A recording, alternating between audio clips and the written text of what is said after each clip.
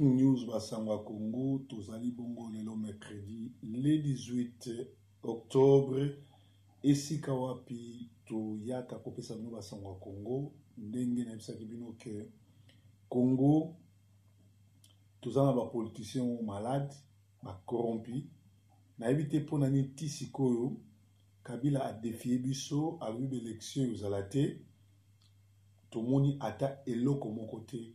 Oyo ezali organiser l'opposition mais to moni distraction monene ekoti yango to pesa bino basango ya Congo basango ya Congo eza ya koyinga parce que nangonga oyo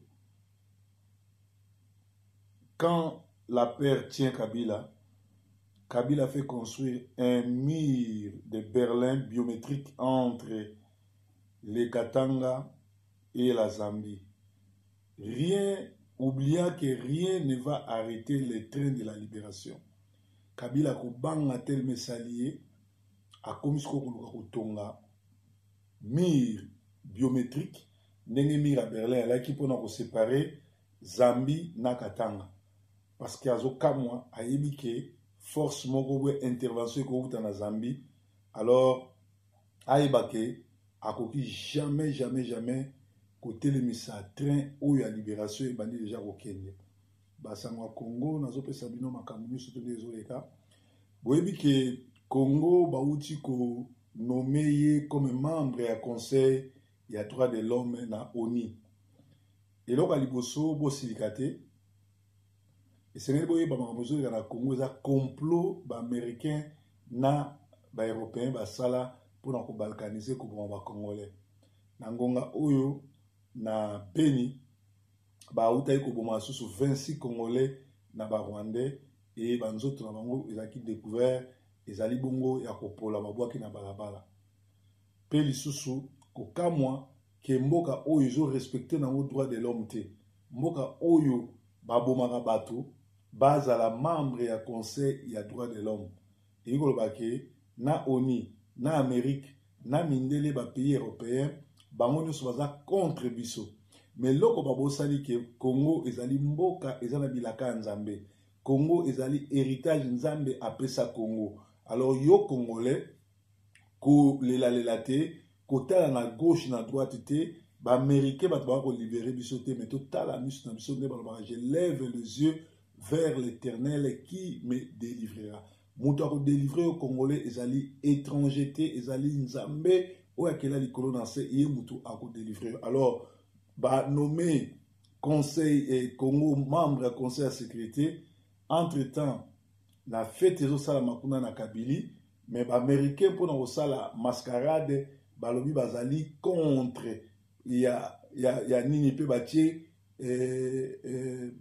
balobi pour les États-Unis d'Amérique l'élection de la RDC nuit à la crédibilité du Conseil des droits de l'homme de l'ONU. Donc, ça n'a pas aventure, et ce n'est pas que tout compter sur Bangote, et Batie Kabila te, mais Batie RDC, c'est-à-dire RDC, ba ONG, il y a un monde entier au fond de la mus nango, sur la ni droit de l'homme est applicable na Congo. Donc, bon, la te, pe betango kara, parce que Kabila alina te, aïe bangoke a sauter. Mikolo uti oleka to ebite nani azozikisaka ba building oyo iba atongi na mbongo makila mikolo uti oleka building ya moko Kabila tonga na 24 zikaki lobi ba yiko yebisa biso ke après l'empire maintenant c'est le food market prend les relèves l'incendie s'est manifesté aux environs de 1h du matin na Kitambo donc le long na ba 1h du matin incendie salami na market food supermarché à monene or que mikolo uti olekezaki na empire soki Congo nde zikaki est-ce que ezaka ba aventure ya Kabila ou bandeko na biso bana mibale ya solo babandi déjà kosala mouvement to éviter to bagete na Okatanga Kabila fait ériger un mur à la frontière avec la Zambie to éviter azobanga nina yebaki train ya libération mutu moko ta ko stopper yango alors Colette Brackman oyo azali bongo moko ya ba complice ya ba belge na ba massacre no salama na Congo auti okoma livre je pars Colette Braeckman interpelle Kabila. L'annonce de son départ, sinon demain, du moins à une date fermement déterminée. Donc, Colette Braeckman, muto azosala biloko toko kolanda bango te po toyebi Kabila alinga te akokende pe akokende.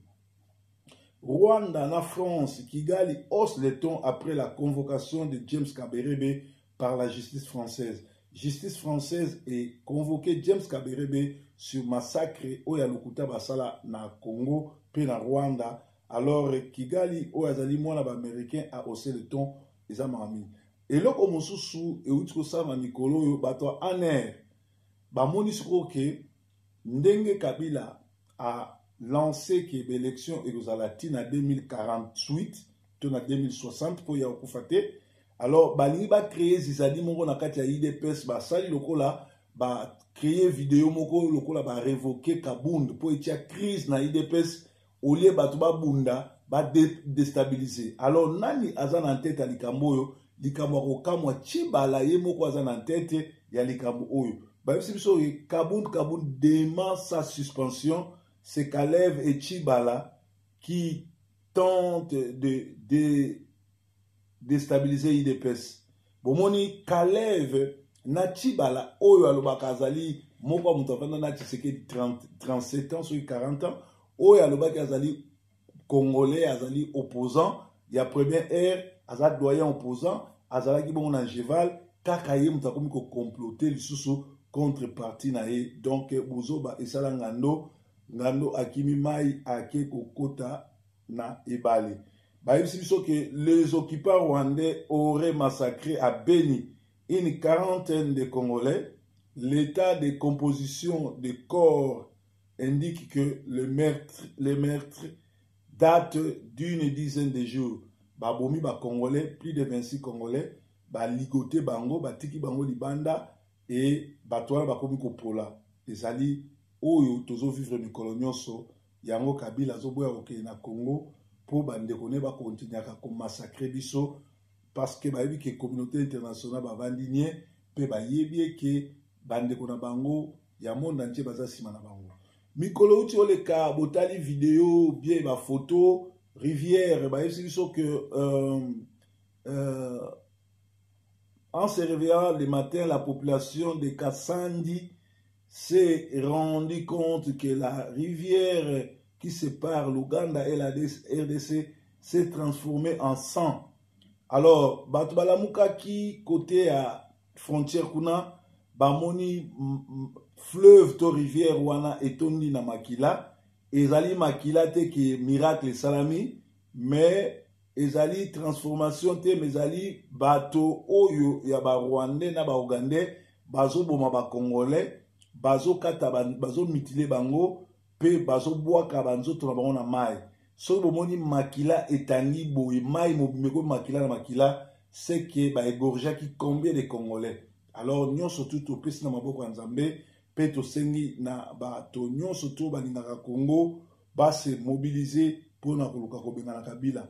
Ata rassemblement na opposition congolaise balobi ke ezali serpent à 1000 têtes. L'opposition congolaise, un dragon à 1000 têtes, les divergences émanant du leadership, il est encore temps que vous puissiez vous ressaisir, arrêtez de vous chamailler, arrêtez de voir les sorciers partout. Nous devons être unis et chasser Kabila. Parce que Kabila, ce n'est pas un Congolais. C'est un criminel qui est venu pour détruire, voler, et ce n'est pas bien. Alors,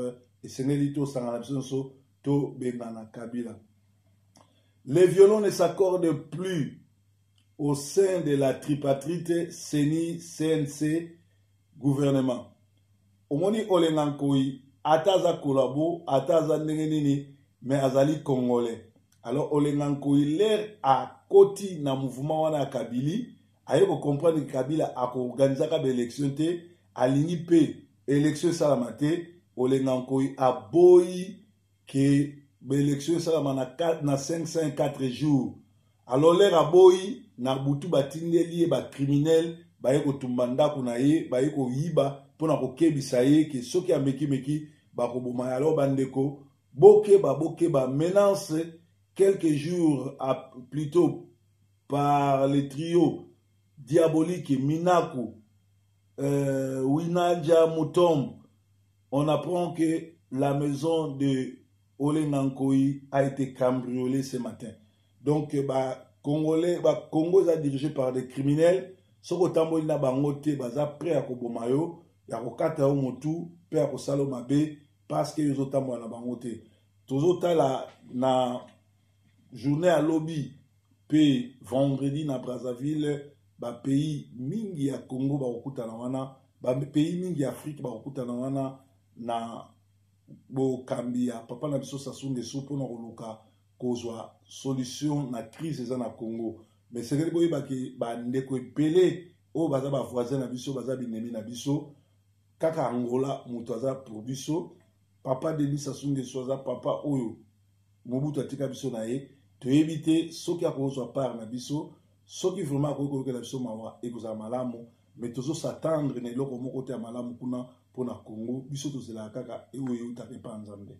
Alors basango toujours à Congo tozo kende kotanga basango oyo bapesi biso awa oyo tokomaki pe toyebaki esengeli na bino boyeba ke papa Olangi akufaki. Alors papa Olangi akufaki ezali frappe ya nzambe nzambe abandi kobeta bafaux bapasteur bafaux baprophète pe kala mingi te molongo ekozalaka molai. Alors oyo batikali bazokontinue kosala baventure bakontinue soko tali bien omona ke l'église ya Congo est dirigée par des voyous, des aventuriers, des violeurs, des voleurs, des pasteurs guégués. Nyonso wana bazo sala baventure ko nyoko la bana Congo ko nyoko la peuple congolais mais bako sali ke nzambe nde aza mokonzi mboka. Alors bo continue kosala baventure ozala malamu.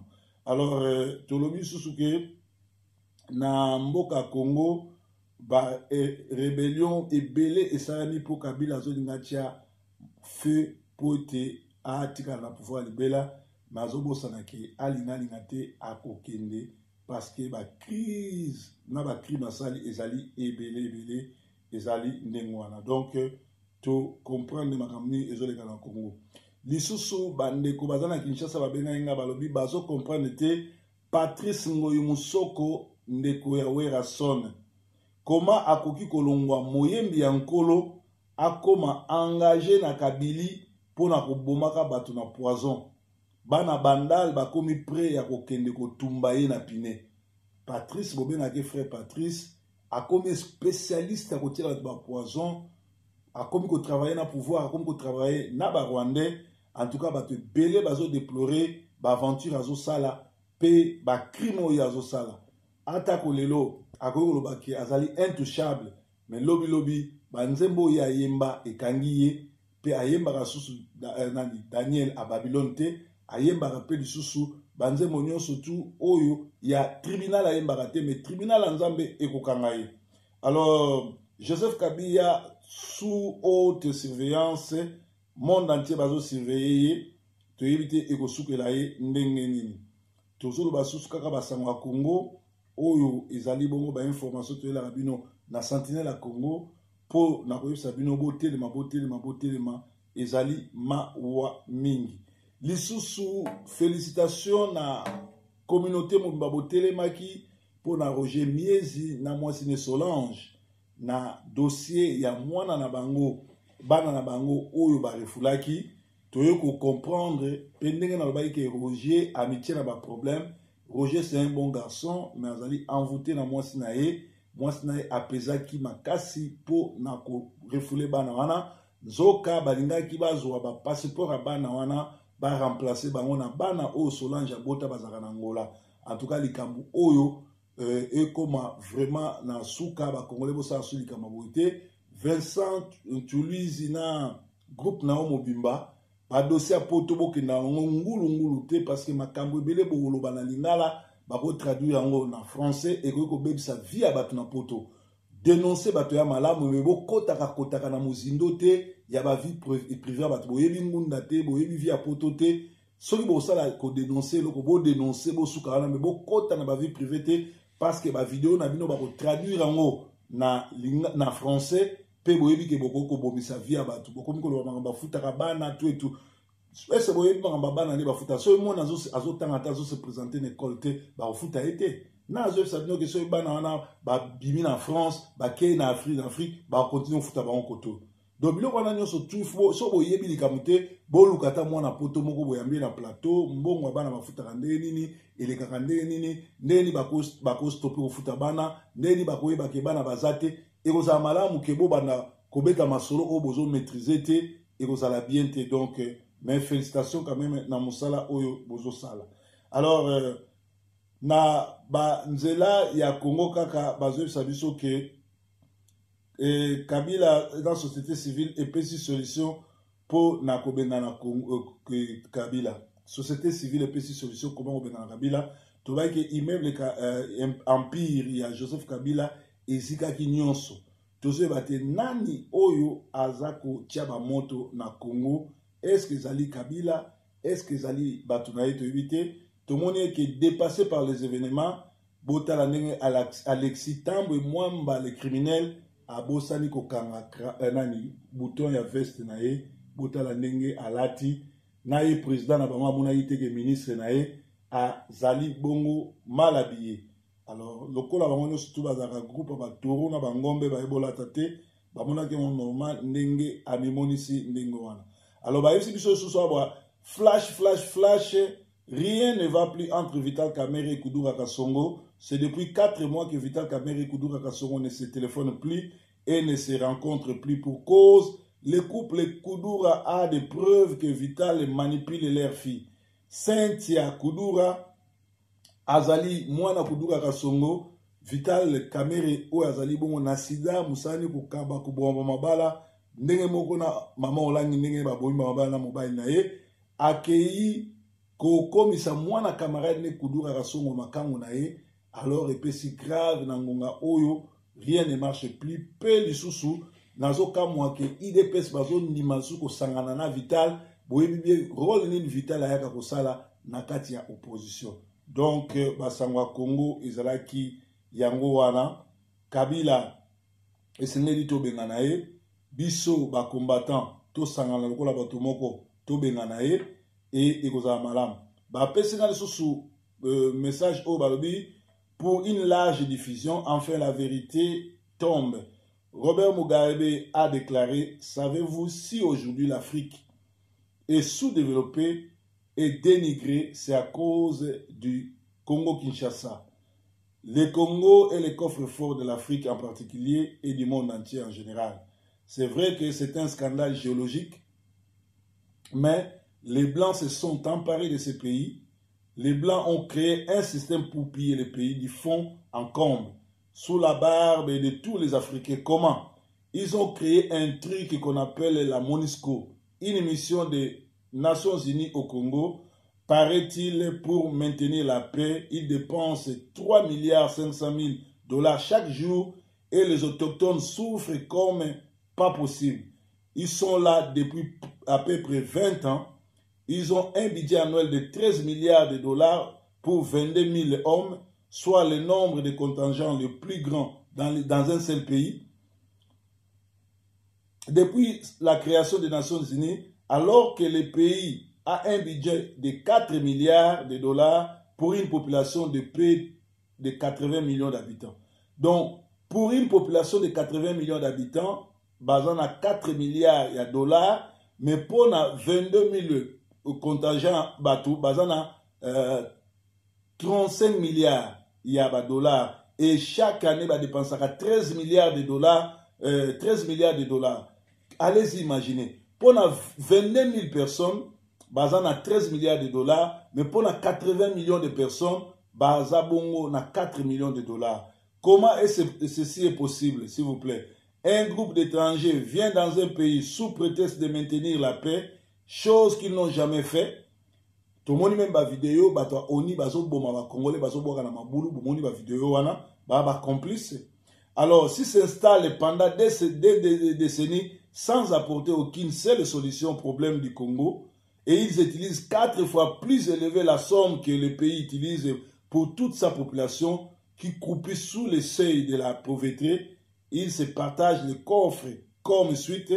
De ces 13 milliards chaque année, les États-Unis envoient 28% et en recevant en retour selon sa contribution. Japon 10%, Allemagne 7%, France 7%, UK Mboka Tozali Angleterre 6%, Italie 4%, Russie 3%, et le Congo augmente 0,3%. Où va cet argent si ce n'est pas pour payer les ingénieurs qui sont sur le terrain en train d'extraire les minéraux, puis ces ingénieurs renvoient cet argent dans leurs propres pays respectifs. Les minéraux sont exportés pour être partagés entre les pays qui ont contribué pour le processus d'extraction. Les 13 milliards ne restent pas dans les pays pour le développement de celui-ci. Ces pays n'ont rien construit, ils n'ont rien amélioré, ils n'achètent rien comme produit de première nécessité pour au moins $1 dans la poche d'une maman qui vend les tomates. Donc, babimisarata $1 te na poche na bango pour na resomba tomate mapa nikate na ba mama Kinshasa. Parce que biloko nyonso to baliaka eutaka na bamboka na bango na ba shop na bango. Pe lisusu bayebisi biso ke Kinshasa ezoko entretenir ba groupe islamiste ya ba criminel pe ya ba terroriste na Kinshasa.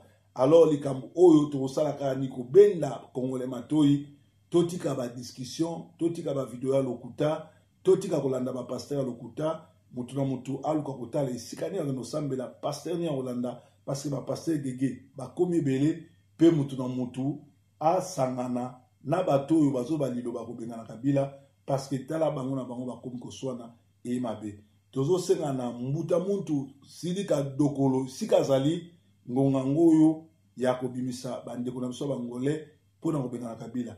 Vidéo mosusu ne monanseme a lancé ezali pona kokabola Congo bolanda ete solution ya Congo eza pona kokabola Congo te solution ya Congo ezali kobenga na ba Rwandais ba kolabo na bango ba monanseme na kati.